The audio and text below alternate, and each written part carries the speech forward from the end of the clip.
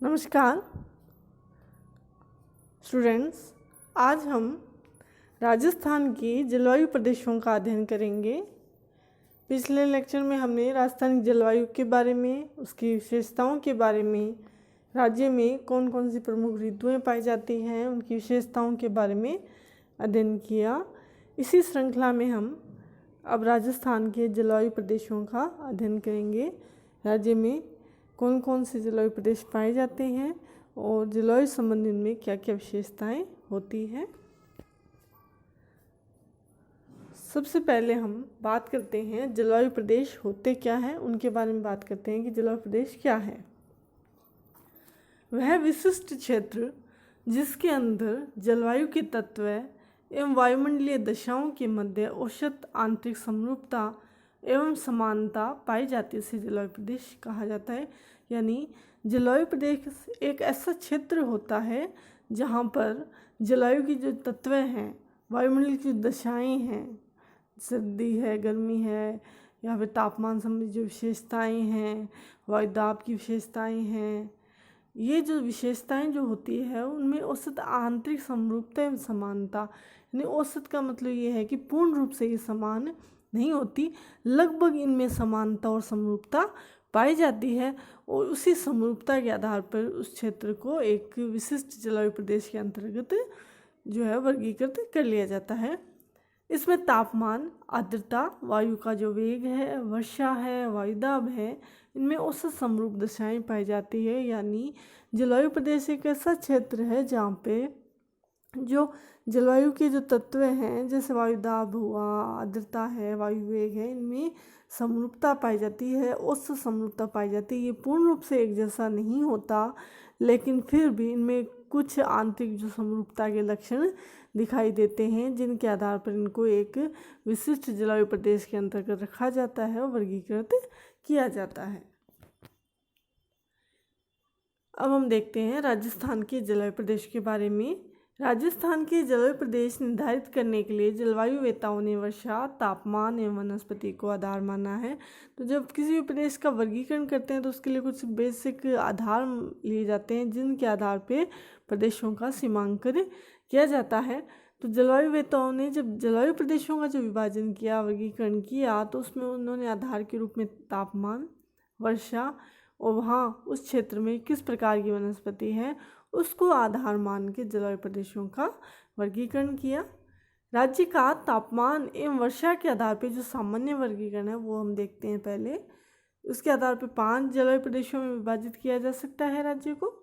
जो फर्स्ट है वह है शुष्क जलवायु प्रदेश, सेकंड है अर्धशुष्क जलवायु प्रदेश, थर्ड है उपाद्र जलवायु प्रदेश, फोर्थ आर्द्र जलवायु प्रदेश और फिफ्थ है अति आर्द्र जलवायु प्रदेश। ये हम देखें तापमान और वर्षा के आधार पर राजस्थान के सामान्य रूप से के जलवायु प्रदेशों का जो विभाजन जो किया गया है। अब हम इनको डिटेल से देखते हैं। उससे पहले हम मैप के द्वारा जो है इन प्रदेशों को देखते हैं। यदि हम किसी भी जो जलवायु तत्व है या कोई भी ज्योग्राफी का जो वितरण देखते हैं या कोई भी परिघटना देखते हैं और यदि उसका वितरण जो है मैप के माध्यम से यदि उसको देखा जाए तो वो बहुत ही आसानी से समझ में आता है। तो मैप से हम देखते हैं इसको, जिसमें स्लाइड में आपको राजस्थान का मैप दिखाई दे रहा है और इसमें आपको जो पश्चिम का जो भाग दिखाई दे रहा है, जिसमें जैसलमेर है, बीकानेर का कुछ भाग है, बाड़मेर का भाग आ रहा है, वो शुष्क जलवायु प्रदेश में है। उसके बाद अर्धशुष्क जलवायु प्रदेश है, जो कि लगभग जो राजस्थान भाग हमने पढ़ा था फिजियोग्राफिक रीजन की जब हमने बात की थी, तो लगभग पूरा प्रदेश इसमें आता है। उसके बाद आता है उपाद्र क्षेत्र, जिसमें अरावली का जो क्षेत्र है वो आ रहा है। इसके अलावा जयपुर जो है, जयपुर है, अलवर है, जो सिरोही का कुछ भाग है, राजसमंद है, ये जिले इसके अंतर्गत शामिल है। इसके बाद है आर्द्र क्षेत्र, जिसमें धौलपुर है, सवाई माधोपुर है, दौसा है, इधर भीलवाड़ा कुछ भाग है, चित्तौड़गढ़ का जो भाग है, बूंदी है, ये जिले इसके अंदर शामिल हो रहे हैं। उसके बाद हम देखते हैं अति आर्द्र, जो कि बहुत ही ज़्यादा यहाँ पे वर्षा हो रही है राज्य में, जिसमें कि झालावाड़ का जो दिखाई दे रहा है आपको, कोटा है, इधर प्रतापगढ़, उदयपुर का कुछ भाग जो है वो ऐसे क्षेत्रों में आता है जहाँ पे वर्षा अधिक होती है। फर्स्ट हम बात करते हैं शुष्क जलवायु प्रदेश के बारे में। जैसा नाम से पता चल रहा है, यानी जलवायु यहाँ की कैसी है, शुष्क है, जहाँ पे वर्षा कम होती है। यह जलवायु प्रदेश जैसलमेर, उत्तरी बाड़मेर, पश्चिमी जोधपुर, दक्षिण गंगानगर, बीकानेर, हनुमानगढ़ जिलों में है। यानी शुष्क जलवायु प्रदेश का विस्तार किन जिलों में पाया जाता है, जैसलमेर में, बाड़मेर के उत्तरी भाग में, बीकानेर में, हनुमानगढ़ में, गंगानगर के दक्षिणी भाग में और जोधपुर का पश्चिमी भाग। इस प्रदेश में औसत तापमान जो वो 40 डिग्री तक रहता है। सर्दियों में जरूर तापमान में कमी आती है, लेकिन औसत जो तापमान है वो 40 डिग्री तक पहुंचता है। और जो वर्षा है वो काफ़ी कम होती है, जिस वजह से ये शुष्क जलवायु प्रदेश है। वहाँ पे वर्षा मात्र 10 से 20 सेंटीमीटर होती है, और जैसलमेर वाला जो इलाका है वहाँ पे 10 सेंटीमीटर या उससे भी कम वर्षा होती है। अब क्योंकि वर्षा कम हो रही है, शुष्क जलवायु है, तो वनस्पति भी इसकी उसी प्रकार से पाई जाती है। इस प्रदेश में मुख्य रूप से कौन सी वनस्पति पाई जाती है, मृदबिद वनस्पति पाई जाती है, जो मृस्थल प्रदेश के अनुकूल होती है, जिसमें जैसे कि आक है, केर है, खेजड़ी, फोग आदि। इस वनस्पति की क्या विशेषता होती है कि इनके जो पत्तियां होती है वो चौड़ी नहीं होती, बल्कि बहुत ही जो है ना मोटी होती है, प्लस ये काफ़ी संकरी होती है, ताकि वाष्पोत्सर्जन कम से कम हो, और इनकी जड़ें भी जो है वो काफ़ी गहराई तक जाती है। तो शुष्क जलवायु प्रदेश जो है यहाँ पे मुख्य रूप से हम देखते हैं कि जो मृदुबुद्धि वनस्पति है वो पाई जाती है। इस प्रदेश में मुख्य रूप से कांटेदार झाड़ियाँ पाई जाती है। हमने भी बात की थी कि जो पत्तियाँ जो है वो बहुत ही संकरी है, या वो कांटे के रूप में होती है। कांटे के रूप में होती है तो उससे जो नमी का जो वाष्पीकरण ताकि कम से कम हो, क्योंकि वर्षा यहाँ पे होती नहीं है तो नमी ऑलरेडी कम है, तो कांटों के रूप में यदि पत्तियाँ होगी तो वाष्पोत्सर्जन कम होगा और नमी का जो लॉस है, जो कमी नहीं आएगी। इस प्रदेश में दैनिक एवं वार्षिक तापांतर अधिक पाया जाता है। इस प्रदेश जो है ये मरुस्थल का प्रदेश है। मरुभूमि में जो मिट्टी की प्रकृति इस प्रकार की होती है कि वो जल्दी ठंडी होती है और जल्दी गर्म हो जाती है, तो इस वजह से यहाँ पे जो वार्षिक और दैनिक जो तापांतर जो होता है वो लगभग 15 से 20 डिग्री सेल्सियस तक पाया जाता है। इस प्रदेश में बालू का प्रदेशों का विस्तार है। बालू का प्रदेश जो है वो इस प्रदेश की विशिष्ट कलाकृति है, यानी जिन्हें यहाँ पे धुरों के नाम से भी जाना जाता है। जो बालू मिट्टी है वो हवा के साथ आती है, और जब जैसे ही कोई अवरोध वहाँ पे आ जाता है तो वो मिट्टी जो है वो वहाँ पे निक्षेपित होकर एक स्तूप का जो रूप धारण कर लेती है, जिन्हें बालू का स्तूप कहा जाता है। अगला जो जलवायु प्रदेश है अर्धशुष्क जलवायु प्रदेश। इस प्रदेश में मुख्य रूप से गंगानगर, हनुमानगढ़, चूरू, झुंझुनू, नागौर, पाली, जालौर, जोधपुर का पूर्वी भाग एवं दक्षिणी पूर्वी बाड़मेर शामिल है। यदि ये जो जिले हैं वो कौन से जलवायु प्रदेश में आते हैं, अर्धशुष्क जलवायु प्रदेश में। इस प्रदेश में औसत तापमान 36 से 38 डिग्री तक पाया जाता है, और वर्षा जो है वो 20 से 40 सेंटीमीटर तक होती है। तो वर्षा यहाँ पे अपेक्षाकृत जो शुष्क जलवायु प्रदेश उसकी जो कंपेरेटिविटी देखें तो वर्षा ज़्यादा होती है, लेकिन वर्षा कितनी है, 20 से 40 सेंटीमीटर। तापमान जो है इसका अधिक ही पाया जाता है, क्योंकि ये शुष्क जलवायु प्रदेश है, तो मिट्टी की प्रकृति उसी प्रकार की है। यहाँ पे सर्दियों में जो तापमान गिर जाता है यहाँ पे। इस प्रदेश में आर्द्रता कम, तापमान अधिक होता है, क्योंकि इस प्रदेश में तापमान अधिक है, और इसके अलावा जो ये अंतर्वाही क्षेत्र है, डेजर्ट वाला एरिया है, वर्षा यहाँ पे कम हो रही है, तो उस वजह से जो तापमान तो यहाँ पे अधिक है, लेकिन आर्द्रता या जो नमी है वो यहाँ पे काफ़ी कम पाई जाती है। इसकी जो वायुमंडल में नमी नहीं पाई जाती या बहुत ही कम पाई जाती है। इस प्रदेश में मुख्य रूप से उष्णकटिबंधीय कांटेदार वन पाए जाते हैं। यहाँ वर्षा जो है वो शुष्क जलवायु प्रदेश की तुलना में अधिक होती है, लेकिन जो वनस्पति है उसका प्रकार लगभग वही है, जो कि उष्णकटिबंधीय कांटेदार वन यहाँ पे पाए जाते हैं। शीतकाल में जो तापमान है वो 10 से 17 डिग्री सेल्सियस तक पहुँच जाता है। तो उसकी वजह क्या है कि यहाँ की जो मिट्टी, जो बालू मिट्टी, उसकी प्रकृति इस प्रकार की है, वो रात को जल्दी ठंडी हो जाती है, जिसकी वजह से जो तापमान जो है वो काफ़ी गिर जाते हैं, और गिर के 10 से 17 डिग्री तक पहुँच जाता है।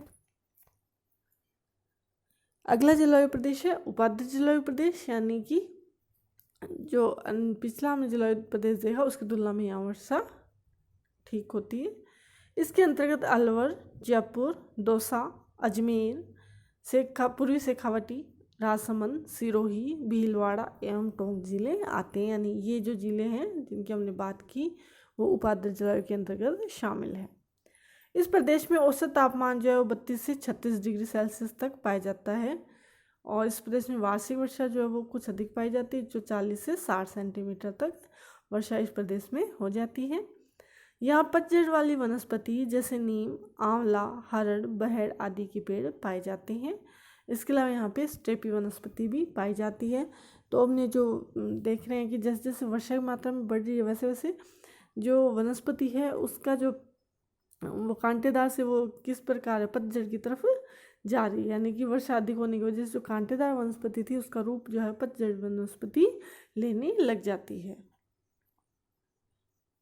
अगला जलवायु प्रदेश है आर्द्र जलवायु प्रदेश। इस प्रदेश में धौलपुर, भरतपुर, सवाई माधोपुर, कोटा, उदयपुर, राजसमंद, बूंदी, टोंक जिले के जो दक्षिणी पश्चिमी जो भाग हैं, इसके अलावा जो चित्तौड़गढ़ का जो उत्तरी भाग है वो शामिल है। यानी आर्द्र जलवायु प्रदेश जो है उसमें धौलपुर, भरतपुर, सवाई माधोपुर, कोटा, उदयपुर, राजसमंद, बूंदी, टोंक, चित्तौड़ का जो उत्तरी भाग है और टोंक जिले का दक्षिणी भाग, ये जो है वो इसके अंतर्गत शामिल किए जाते हैं। इस प्रदेश में औसत तापमान जो है वो 30 से 34 डिग्री सेल्सियस तक रहता है और वर्षा 60 से 80 सेंटीमीटर होती है। तो जैसे हम जलवायु प्रदेश हम देख रहे हैं तो हम क्या देखते हैं इसमें कि जैसे जैसे वर्षा की मात्रा बढ़ रही है वैसे वैसे जो औसत तापमान उसमें कमी आती जाती है। यानी कि वर्षा बढ़ेगी तो उससे नमी क्या होगी, नमी बढ़ेगी और नमी बढ़ने की वजह से जो तापमान की जो अतिशयता की जो समस्या है वो नहीं रहती, इतनी अतिशयताएँ नहीं पाई जाती। तो जैसे जैसे नमी बढ़ रही है वैसे वैसे जो औसत तापमान में गिरावट आती जाती है। अब बात करते हैं इस क्षेत्र में वनस्पति के बारे में। इस क्षेत्र में मुख्य रूप से पतझड़ वनस्पति पाई जाती है जैसे नीम, इमली, आम, बेर, शीशम, बबूल, सहतूत आदि। तो इस प्रदेश में वर्षा की मात्रा बढ़ जाती है तो कांटेदार वनस्पति का रूप जो है वो पतझड़ वनस्पति ले लेती है। पतझड़ वनस्पति कौन सी वनस्पति होती है, मतलब वो जो वनस्पति जो कि एक निश्चित समय में अपने जो पत्तियां हैं वो गिरा देती हैं, तो ऐसी जो वनस्पति है वो क्या कहलाती है, पतझड़ी वनस्पति कहलाती है। यानी कि जिनके पत्ते गिर जाते हैं और इस जलवायु प्रदेश में ये वनस्पति पाई जाती है। और इसमें कौन कौन चीज़ शामिल है, नीम, इमली, आम, बेर, शीशम, बबूल, सहतूत आदि, ये इस प्रदेश में वनस्पति जो है जो पेड़ है वो पाए जाते हैं। अगला जलवायु प्रदेश है अति आर्द्र जलवायु प्रदेश, यानी जहाँ पे वर्षा राज्य की अधिकतम वर्षा यहाँ पे होती है। इसके अंतर्गत झालावाड़, बारा, दक्षिण कोटा, प्रतापगढ़, डूंगरपुर, बांसवाड़ा, दक्षिण उदयपुर एवं सिरोही का माउंट आबू क्षेत्र आता है। तो आर्द्र जलवायु क्षेत्र में ये जिले आते हैं। जैसे जैसे हम अध्ययन करें तो हमें एक विशेषता ये भी पता चलती है कि जैसे जैसे हम दक्षिण की तरफ और पूर्व की तरफ बढ़ रहे हैं वैसे वैसे आर्द्रता की मात्रा में वृद्धि होती जा रही है। जैसे हमने पश्चिम में जैसलमेर में पढ़ा था तो वो शुष्क जलवायु प्रदेश में था। अब जैसे जैसे हम पूर्व की तरफ बढ़ रहे हैं जैसे कि और इसके अलावा जो दक्षिण की तरफ बढ़े, दक्षिण पूर्व में विशेष तौर पर जो दक्षिण पूर्व में बांसवाड़ा है, झालावाड़ है, कोटा है, प्रतापगढ़ है, डूंगरपुर है, सिरोही का जो माउंट आबू का जो एरिया है, पूरा सिरोही जिला नहीं है इसमें, केवल माउंट आबू वाला एरिया। तो जैसे दक्षिण और पूर्व में बढ़ते हैं वैसे वैसे वर्षा की मात्रा बढ़ती है, आर्द्रता की मात्रा बढ़ती जाती है। इस प्रदेश में औसत तापमान 24 डिग्री से 30 डिग्री तक पाया जाता है और माउंट आबू क्षेत्र में तापमान है वो 24 डिग्री उससे भी कम पाया जाता है। तो इस प्रदेश में आते आते जैसे जैसे वर्षा की मात्रा बढ़ रही है वैसे वैसे जो तापमान की अतिशयताएँ हम देख रहे थे वो भी कम हो रही है। यानी तापमान ज़्यादा नहीं बढ़ता और न ही ज़्यादा गिरता है 24 से 30 डिग्री तक। और जो माउंट आबू क्षेत्र है वो पर्वतीय क्षेत्र है, इस वजह से इसका तापमान जो 24 डिग्री उससे कम पाया जाता है। इस प्रदेश में औसत वर्षा जो है वो 80 से 150 सेंटीमीटर होती है। यानी कि राजस्थान का सबसे अधिक वर्षा प्राप्त करने वाला जो क्षेत्र है वो कौन सा है, अति आर्द्र जलवायु प्रदेश, जिसमें दक्षिणी पूर्व के जिले शामिल हैं। इस प्रदेश में घनी वनस्पति पाई जाती है निश्चित रूप से, क्योंकि जहाँ वर्षा अधिक होगी वहाँ पे जो है वो घनी वनस्पति पाई जाएगी। तो इस प्रदेश में सवाना मानसूनी वनस्पति पाई जाती है जैसे आम, महुआ, बांस, सागवान और जो साल, यानी ये जो पेड़ है वो सवाना जो मानसूनी वनस्पति के पेड़ होते हैं, और क्योंकि इस क्षेत्र में अच्छी वर्षा हो रही है और इस अच्छी वर्षा की वजह से यहाँ पे जो है वो सवाना मानसूनी वाले वनस्पति का विकास हो पाया है। तो जैसे जैसे जलवायु में प्रदेशों में हमने देखा, जैसे जैसे वर्षा की मात्रा में वृद्धि हो रही है, तापमान में कमी हो रही है। और ये जो जलवायु प्रदेश जो हमने देखे वो तापमान एवं वर्षा के आधार पे वर्गीकृत किए गए थे।